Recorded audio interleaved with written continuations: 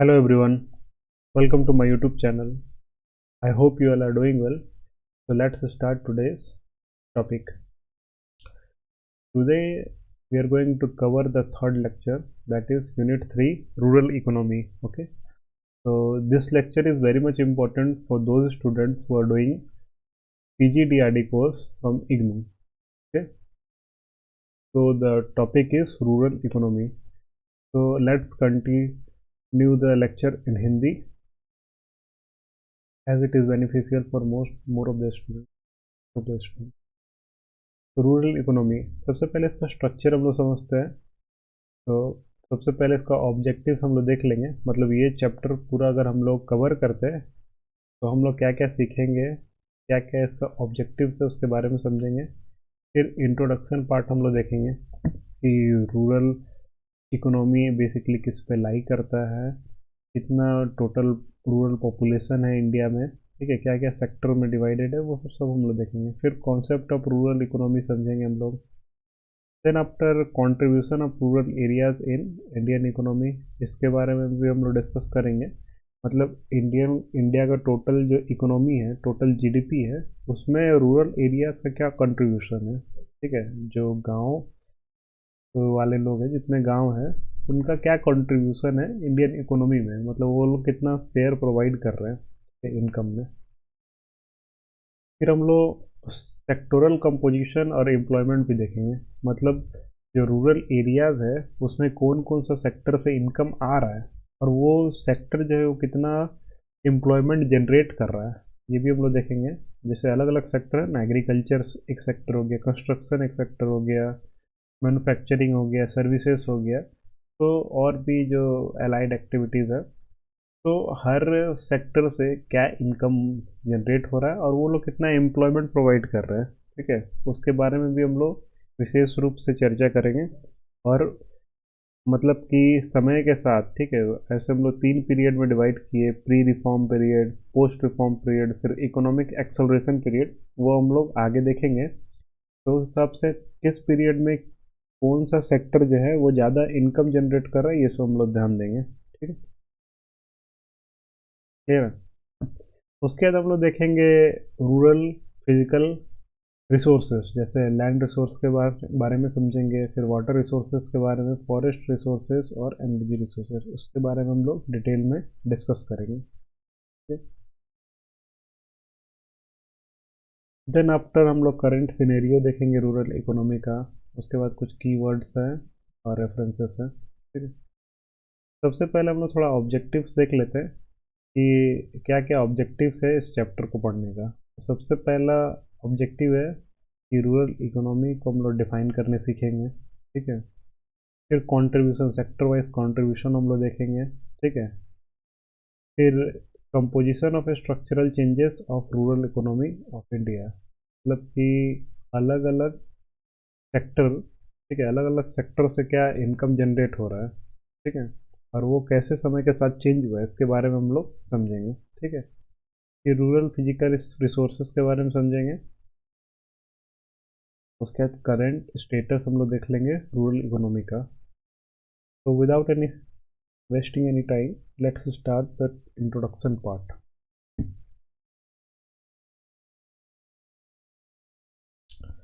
So the first one is introduction part. Let's discuss the introduction part. Okay. So India has always been known as an agricultural country. ठीक है, India को as a agricultural country ही treat किया जाता है पूरे world में भी, ठीक है। क्यों? क्योंकि nearly even today nearly two-thirds of the population lives in rural areas and about 70% of Indians reside in villages.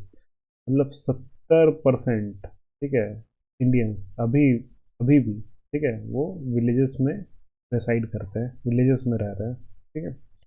और 2/3 of the population lives in rural areas and about 70% reside in villages. Okay,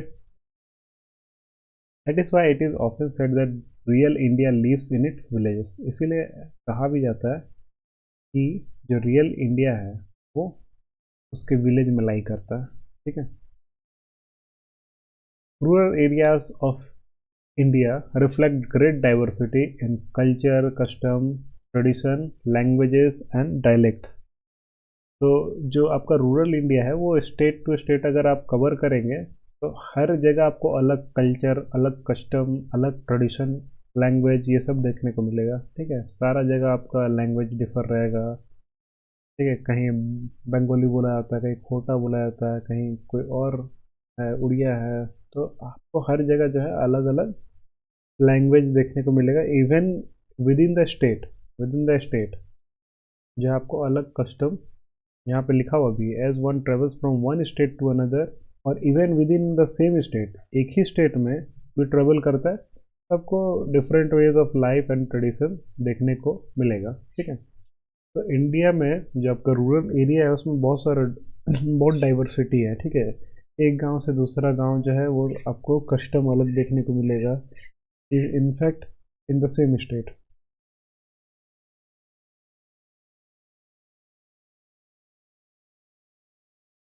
ये जो आपका rural culture और tradition है वो India को एक unique identity देता है अक्रॉस द वर्ल्ड। ठीक है, the growth and development of rural areas play a very important role in the overall development of the country. The rural economy contributes nearly 50% of India's national income. तो जो rural economy है वो nearly 50% India का national income में contribute करता है। ठीक है, मतलब इंडिया का जो टोटल जीडीपी है उसमें 50% हिस्सा आपका रूरल इंडिया का। इसका मतलब ये होता है कि इंडिया का जो प्रोग्रेस है वो क्लोजली कहीं ना कहीं लिंक करता है इससे, प्रोग्रेस ऑफ इट विलेजेस से। क्योंकि रूरल आपका सेक्टर जो है रूरल वो आपका 50% से ऊपर शेयर प्रोवाइड कर रहा है इंडियन इकोनॉमी में। इसका मतलब कि विलेजेस का ग्रोथ होगा तो इंडिया का इकोनॉमी भी ऑटोमेटिकली ग्रो करेगा। ठीक है, क्या पूरा जो आपका चैप्टर है उसी पे बेस्ड है, तो हम लोग धीरे धीरे वन बाय वन डिस्कस करते जाएंगे। Okay, now moving to the next topic that is concept of rural economy in India.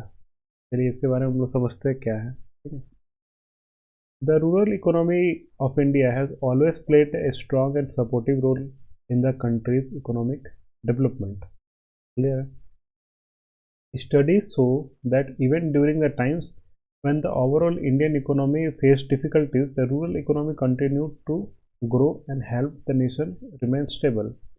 इसका मतलब ये है कि इंडियन इकोनॉमी जो है वो जो है आपका उसको स्टेबिलिटी प्रोवाइड करता है आपका रूरल इकोनॉमी। ठीक है, जो रूरल सेक्टर है, जब ऐसा भी हुआ था कि जब इंडियन इकोनॉमी जो था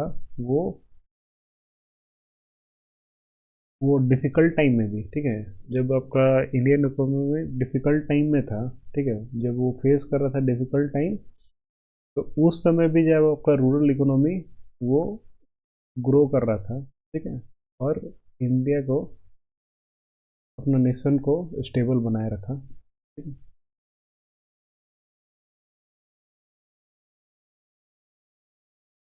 तो because of this the rural economy is considered the backbone of the Indian economy. इसीलिए रूरल इकोनॉमी को इंडियन इकोनॉमी का बैकबोन माना जाता है। क्यों? क्योंकि जिस समय हम लोग का इंडियन इकोनॉमी जो है डिफ़िकल्टी फेस कर रहा था उस समय भी आपका रूरल इकोनॉमी क्या किया, ग्रो किया और स्टेबिलिटी प्रोवाइड किया। इसीलिए कहा भी जाता है कि पूरा वर्ल्ड में जब इकोनॉमी क्राइसिस आता है, इकोनॉमिक क्राइसिस, इकोनॉमी सारे कंट्री का गिरने लगता है, तो भी इंडिया में उतना इफेक्ट नहीं पहुंचता क्योंकि यहाँ पे ज़्यादातर एग्रीकल्चरल कंट्री है। ठीक है, तो रूरल इकोनॉमी जो है वो ग्रो करते रहता है, इसीलिए इंडियन इकोनॉमी में उतना जल्दी गिरावट नहीं आता है जैसे कि अदर कंट्रीज में आता है। ठीक है, it is estimated that nearly half of the India's population will continue to live in rural areas till 2050। मतलब 2050 तक ये एक्सपेक्ट किया जा रहा है कि कम से कम 50% पीपल तब भी इन 2050 ऑल्सो वो जो है विलेज में ही रहेंगे, रूरल एरियाज में ही रहेंगे। ठीक है, which means India will remain largely rural in nature. तो इसका मतलब ये है कि इंडिया जो है वो रूरल ही रहेगा, मतलब इन फ्यूचर भी। ठीक, agriculture remains the main base of the rural economy and more than 60% of the population still depends on agriculture. तो जो मेन स्रोत है इनकम का वो अभी भी एग्रीकल्चर है। 60% से ऊपर पॉपुलेशन, ठीक है, वो एग्रीकल्चर पे ही डिपेंड करता है and related activities for their livelihood. और उससे रिलेटेड एक्टिविटीज़ जो अलाइड एक्टिविटीज़ होता है ना, जैसे लाइव स्टॉक वगैरह पालना हो गया, फिशरीज हो गया, ये सब चीज़ पे ही लाई करेगा, ठीक है, मत्स्य पालन। However, in the recent years, a noticeable change has been seen in rural India. The rural economy is slowly shifting from agriculture to non-agricultural activities. तो मतलब ये है कि अब जो है धीरे धीरे रूरल इंडिया में भी कुछ चेंज देखने को मिल रहा है। धीरे धीरे वो लोग जो है, जो पीपल है रूरल इंडिया के, वो एग्रीकल्चर से नॉन एग्रीकल्चरल एक्टिविटीज़ के तरफ शिफ्ट कर रहे हैं, मूव कर रहे हैं। Many people in villages are now choosing non farm jobs to earn income. This change is mainly due to low agricultural productive traditional farming methods, low income from farming, seasonal unemployment and increasing education among rural people। तो वो जो आपका shift हो रहा है agriculture से non agricultural activities, ठीक है, टू जनरेट इनकम, तो बेसिकली किस कारण हो रहा है? Due to low agricultural productivity. तो एग्रीकल्चरल प्रोडक्टिविटी है वो काफ़ी लो है, वो बहुत कम वेज प्रोवाइड करता है, ठीक है, ये कारण तो हो सकता है। नेक्स्ट है आपका ट्रेडिशनल फार्मिंग मेथड। अभी भी इंसान जो है वो फार्मिंग मेथड में ट्रेडिशनल मेथड अपना रहा है, जिसके कारण जो आपका इनकम उतना जनरेट नहीं हो रहा है। Low income from farming, income generate नहीं हो रहा है। सीजनल अनएम्प्लॉयमेंट, जिस समय जो है आपका खेती नहीं हो रहा होता है तो उस समय जो आपका अनएम्प्लॉयमेंट रहता है, तो उस समय इंसान क्या करेंगे वहाँ के रूरल पीपल? तो इसीलिए धीरे धीरे वो एग्रीकल्चर से नॉन एग्रीकल्चरल एक्टिविटीज़ की तरफ शिफ्ट कर रहे हैं, ठीक है। Plus increasing education among rural people, तो धीरे धीरे बहुत सारे रूरल पीपल जो है वो एजुकेट होते जा रहे हैं, तो वो लोग खेती नहीं करना चाहते हैं, ठीक है, वो बेटर अपॉर्चुनिटी के तलाश में हमेशा रहता है, ठीक है।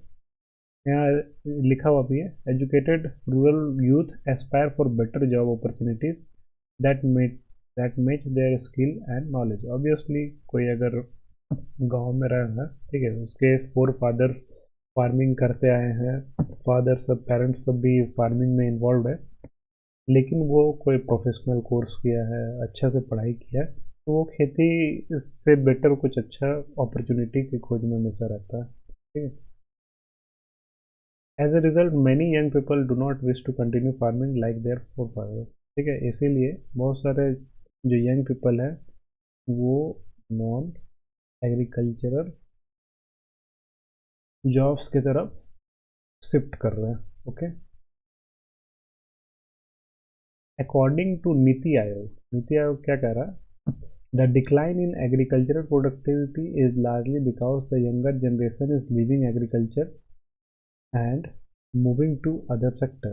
तो ये जो डिक्लिनेशन आ रहा है आपका एग्रीकल्चरल प्रोडक्टिविटी में, वो क्यों? क्योंकि जो यंगर जनरेशन है वो एग्रीकल्चर छोड़ के दूसरे सेक्टर में मूव कर रहे हैं।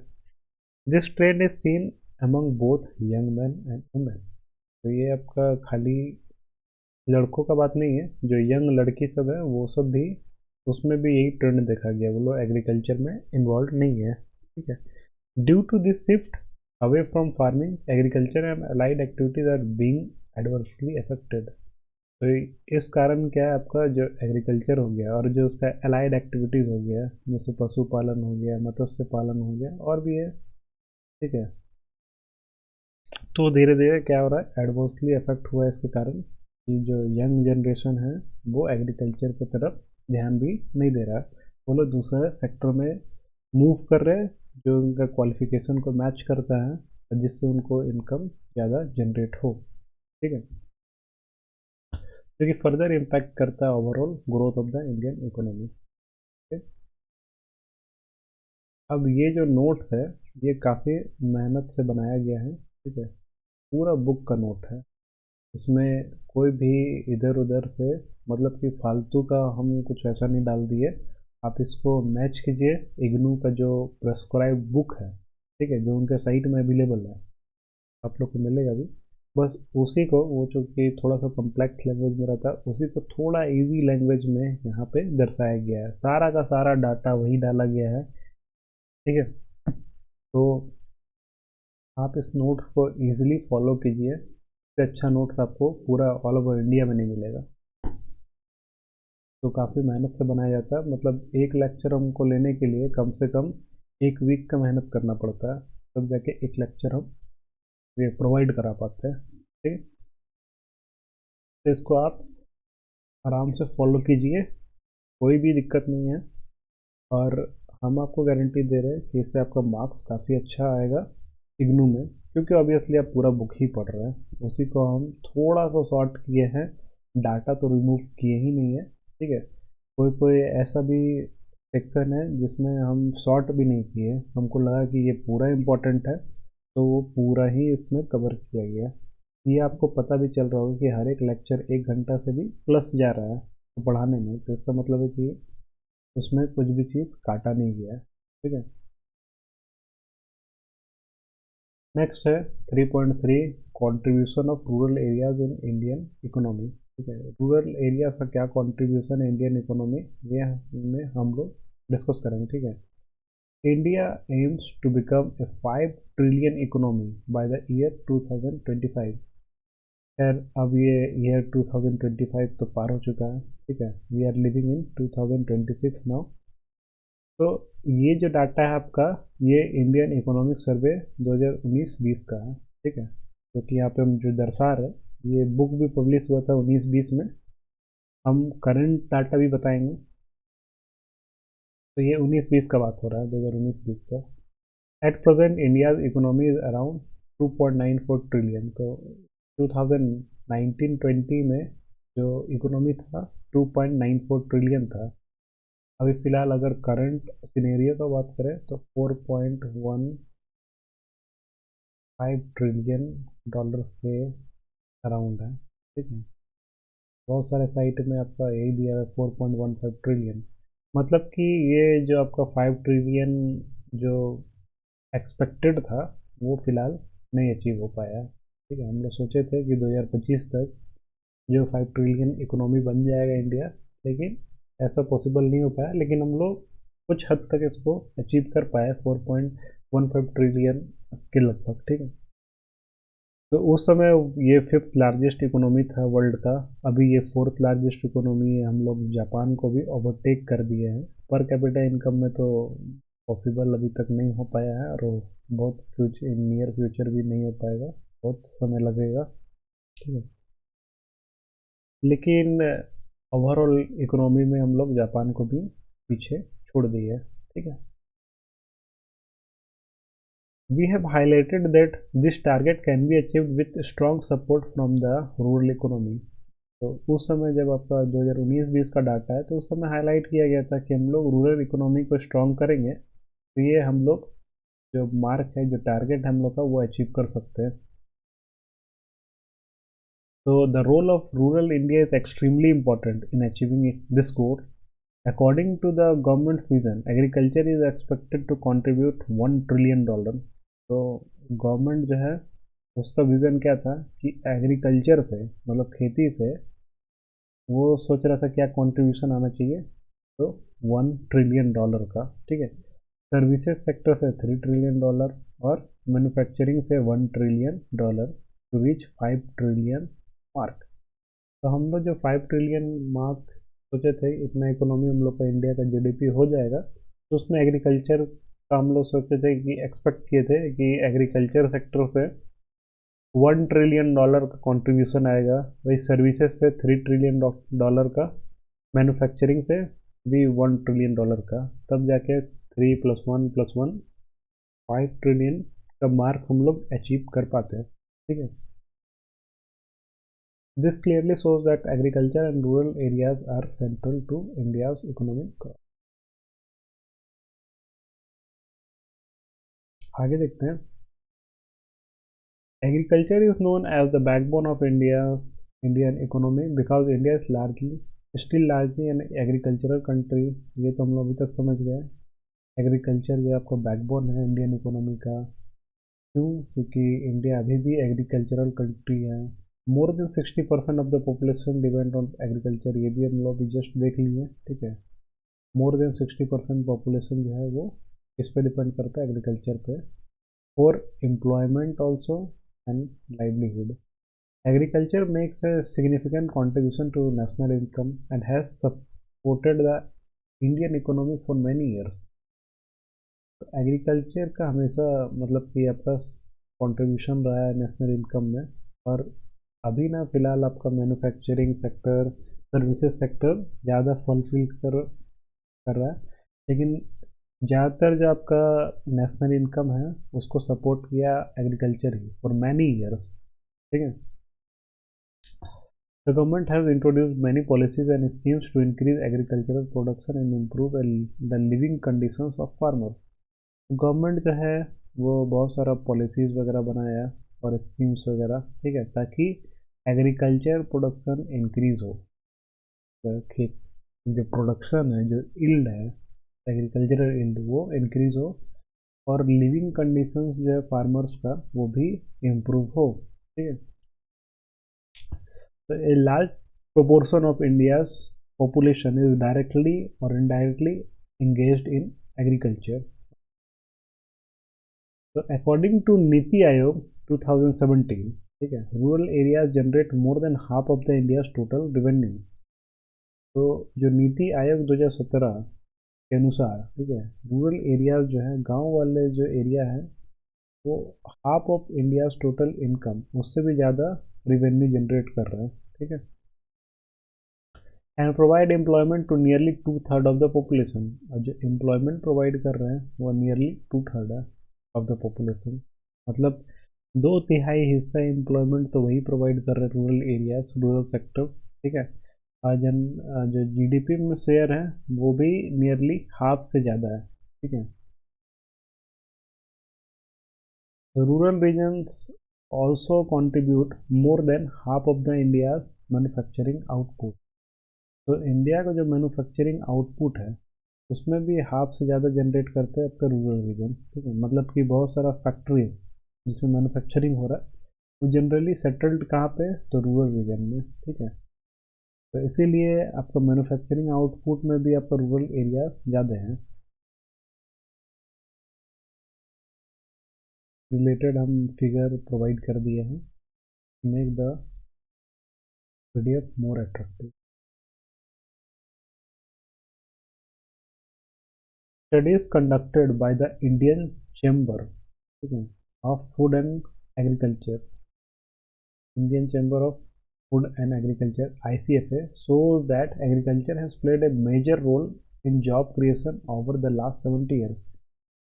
तो ये जो है आपका ICFA है, Indian chamber of food and agriculture, ये आपका स्टडी में बताता है कि एग्रीकल्चर जो है वो जो है वो जॉब क्रिएट करने में मेजर रोल प्रोवाइड कर रहा है. ठीक है. ओवर द लास्ट 70 ईयर्स से सबसे ज़्यादा जॉब क्रिएशन जो किसी में हुआ है वो है आपका एग्रीकल्चर सेक्टर में ही. Even today more than 60% of the workers are engaged in agriculture. ठीक है. अभी भी 60% से ज़्यादा वर्कर जो है वो एग्रीकल्चर और उसका अलाइड एक्टिविटीज़ में ही इंगेज्ड हैं. ठीक है. Agriculture is also very important for maintaining food security of the country. तो एग्रीकल्चर उस चीज़ में भी बहुत ज़रूरी है, फूड सिक्योरिटी को मेंटेन करने के लिए. ठीक है. ऑब्वियसली कंट्री का फूड सिक्योरिटी इस पर डिपेंड करता है, एग्रीकल्चर पे ही डिपेंड करता है. To improve the economic condition of farmers, the government of India announced the goal of doubling farmers' income. तो इंडिया में जो फार्मर्स है उनका इकोनॉमिक कंडीशंस इम्प्रूव हो, उसके लिए गवर्नमेंट ऑफ इंडिया जो है अनाउंस किया है कि उनका एक गोल है कि फार्मर का जो इनकम है उसको डबल करने का. ठीक है. At the same time rural India has been seen a gradual shift from agricultural work to non agricultural activities. उसी समय देखा ये भी जा रहा है कि जो आपका रूरल इंडिया है वो जनरली एग्रीकल्चर से आपका नॉन एग्रीकल्चरल एक्टिविटीज़ में शिफ्ट कर रहा है. Non farm income opportunities has increased and rural people are now finding employment in other sectors as well. तो पहले जो आपका रूरल पीपल थे वो बेसिकली एग्रीकल्चर पे ही डिपेंडेंट थे, उसी से उन लोग का इनकम भी जनरेट होता था, एम्प्लॉयमेंट भी जनरेट होता था. ठीक है. और लेकिन अब धीरे धीरे क्या है, वो लोग नॉन फार्म्स जॉब की तरफ शिफ्ट कर रहे हैं, क्योंकि उसमें बहुत सारा अपॉर्चुनिटीज़ आ गया है, जैसे मैन्युफैक्चरिंग हो गया, कंस्ट्रक्शन हो गया, सर्विसेज हो गया, तो इसमें अपॉर्चुनिटीज़ का दिख रहा है. तो वो लोग जो है ज़्यादातर एग्रीकल्चर से नॉन एग्रीकल्चरल एक्टिविटीज़ की तरफ मूव कर रहे हैं. ठीक है. It has been observed that the share of agriculture and allied sector in India's GDP declined in the post-reform period.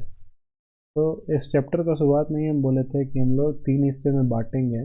ठीक है. तो 3 पीरियड में, जैसे pre reform period, post reform period and economic acceleration period. ये आगे का section में हम लोग पढ़ेंगे ये क्या होता है. अभी आप ये समझिए कि एग्रीकल्चर का जो शेयर है, ठीक है, वो पोस्ट रिफॉर्म पीरियड में डिक्लाइन कर गया. ठीक है. डिक्लाइन कर गया compare to pre reform period. तो सबसे पहले प्री रिफॉर्म पीरियड आया था 1970 से लेके 1993 तक. उस समय एग्रीकल्चर जो है वो काफ़ी उसका प्रोडक्टिविटी बढ़ा था. फिर धीरे धीरे वो डिक्लाइन करने लगा पोस्ट रिफॉर्म पीरियड में. तो जो वो एग्रीकल्चर ग्रोथ हुआ था during the 1980s was mainly due to green revolution and HYV seeds. तो ये जो ग्रोथ हुआ था एग्रीकल्चरल ग्रोथ, वो बेसिकली ग्रीन रेवोल्यूशन और HYV सीड के कारण ही हुआ था. However, after the late 1980s, agricultural growth slowed down and could not continue at the same pace across the country. This led to a decline in GDP from agriculture and allied sectors. तो late 1980s तक जो आपका growth तो ठीक हुआ था, उसके बाद स्लो डाउन हो गया एग्रीकल्चरल ग्रोथ. ठीक है. और जो जिस पेस से ग्रोथ हो रहा था उस पेस से ग्रोथ होना बंद हो गया अक्रॉस द कंट्री. जिससे क्या हुआ, इस सेक्टर में, एग्रीकल्चर सेक्टर में आपका जो कंट्रीब्यूशन था जीडीपी में वो धीरे धीरे डिक्लाइन किया. क्या, लेकिन इस डिक्लिनेशन को, जो डिक्लाइन किया, उसको हम लोग पूरा नेगेटिव नहीं मानेंगे. क्यों? क्योंकि दूसरा सेक्टर जो था आपका मैन्युफैक्चरिंग और सर्विस सेक्टर था, वो फास्टर ग्रो किया. ठीक है. Which is a normal sign of economic development. जो एक नॉर्मल साइन है इकोनॉमिक डेवलपमेंट.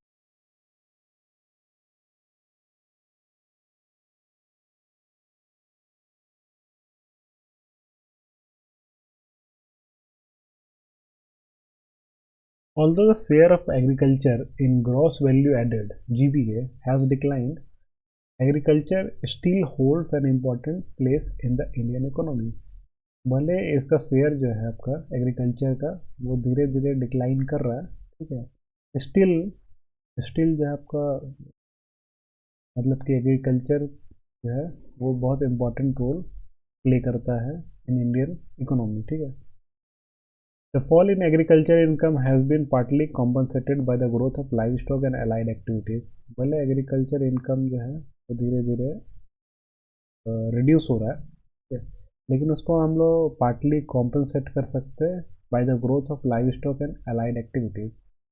तो ये सब जो आपका अलाइड एक्टिविटीज़ है, जैसे कि मुर्गी पालन आपको दिख रहा होगा, बकरी पालन है, फिर पशुपालन में ये गाय वगैरह पाला जा रहा है, फिशरीज है ये सब, फिर अंडा वगैरह पालन, अंडा वगैरह का प्रोडक्शन हो रहा है. तो उससे हम लोग कॉम्पनसेट कर सकते हैं कि जो आपका एग्रीकल्चर इनकम है वो पार्टली ये सब चीज़ से कॉम्पनसेट हो रहा है. Which has become an important secondary income source for many rural house hold. जो कि एक अच्छा सेकेंडरी इनकम सोर्स है रूरल हाउस होल्ड का. ठीक है. Over time, income and employment from agriculture have decreased, mainly because rural labor is shifting toward non-farm jobs. This shift has increased due to better education and skill development, improved infrastructure, access to market, availability of credit and economic liberalization. ठीक है. तो जो agriculture से जो आपका income और employment हो रहा था वो तो धीरे धीरे डिक्रीज किया है, ये हम लोग ऊपर भी देख चुके हैं। ठीक है, क्यों? क्योंकि बहुत सारे जो आपका रूरल लेबर है वो नॉन फार्म्स जॉब्स की तरफ जो है शिफ्ट कर रहे हैं। क्यों? क्योंकि वो ज़्यादा बेटर एजुकेटेड है, स्किल डेवलपमेंट बेटर है। ठीक है, इंफ्रास्ट्रक्चर बेटर मिला है उनको, एक्सेस टू मार्केट हो गया, अवेलेबिलिटी ऑफ क्रेडिट हो गया, अब आपके इजीली लोन वगैरह मिल जाता है, इकोनॉमिक लिबरलाइजेशन। तो ये सब सारा कारण है जिसके कारण क्या कि जो रूरल पीपल है वो एग्रीकल्चर से शिफ्ट कर रहे हैं नॉन फार्म जॉब्स की तरफ, मतलब नॉन एग्रीकल्चरल जॉब्स की तरफ। ठीक है, तो despite these changes, rural economy and agriculture remain crucial in India's overall growth। तो ये सब जो भी चेंज हो रहा है उसके उसे फिर भी जो आपका रूरल इकोनॉमी में जो आपका एग्रीकल्चर है, ठीक है,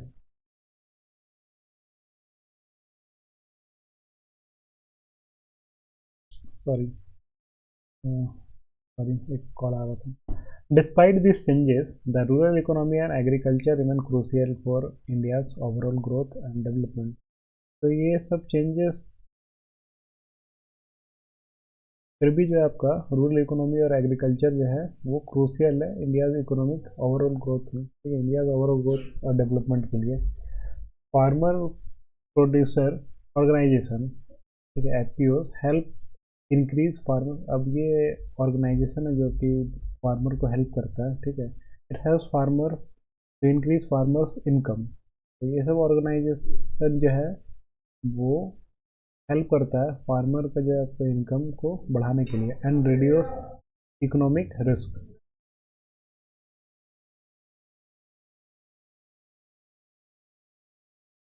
and reduce economic risk by providing better market access to farmers.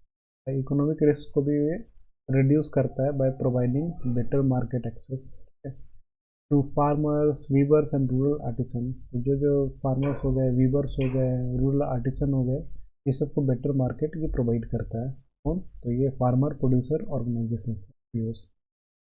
So there is a strong need to increase both the number and efficiency of such organization।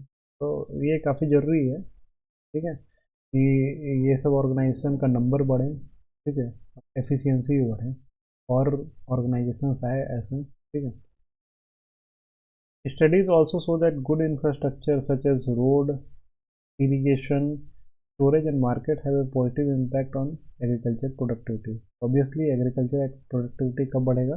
जब आपको अच्छा रोड मिलेगा ताकि आप मार्केट को एक्सेस कर सके इजीली, इरिगेशन अच्छा मिल पाएगा, स्टोरेज अच्छा मिलेगा और मार्केट अच्छा मिलेगा। तो उससे उसका एक पॉजिटिव इम्पैक्ट पड़ता है एग्रीकल्चर प्रोडक्टिविटी का।